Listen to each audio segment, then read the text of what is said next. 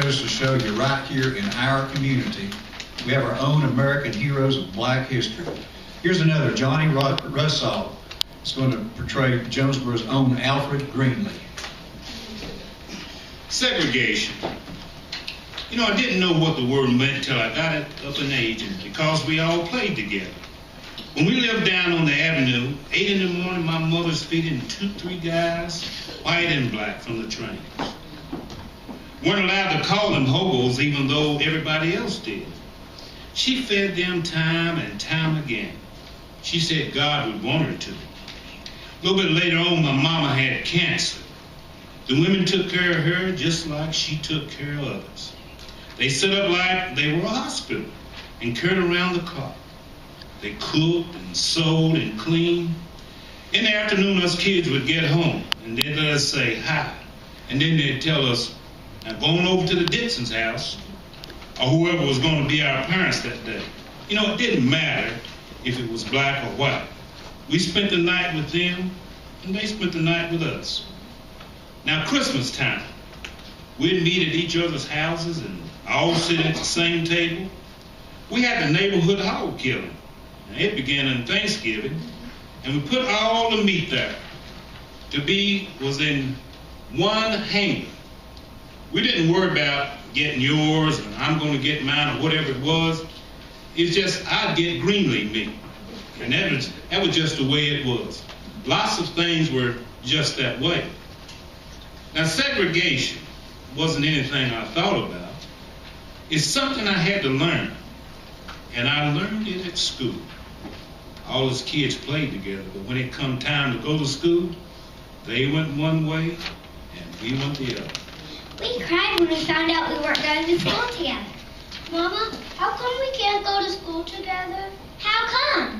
Because it's just that way. But Mama, I want to go to school with Alfred. And I want to go to school with Betty. How come I can't? Because it's just that way. Look, don't cry, honey. You're not going to school together. But you can still play together. You'll be friends. It's just that way.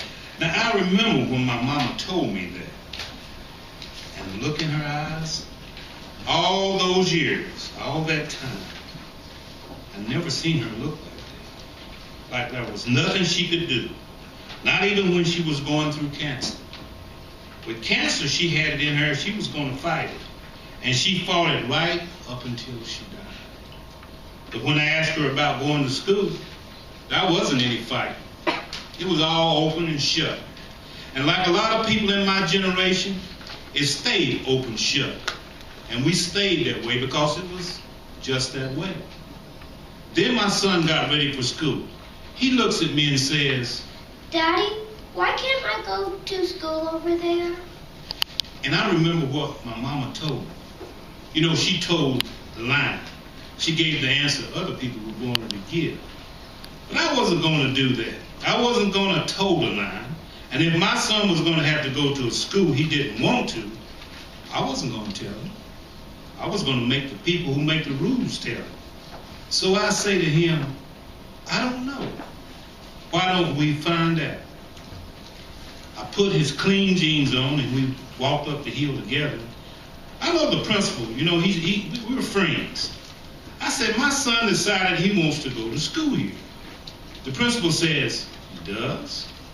And I say, my son wants to know why he came. And the principal says, well, we just figured he'd want to be with his friends from the church. And I tell him, well, my son wants to go to school with his friends from the neighborhood. He says, Al, this is what I'll do. And he puts his name down on the road. I walk my son to his class and I go back to the office and I tell the principal, now, if my son comes here and cuts up, I want you to take a belt and tear him up. And now if he comes home and tells me he didn't do anything, then I'll come back. And he said, well, that's fair enough. And you know what? I never gone back. That was the integration movement of Jonesborough.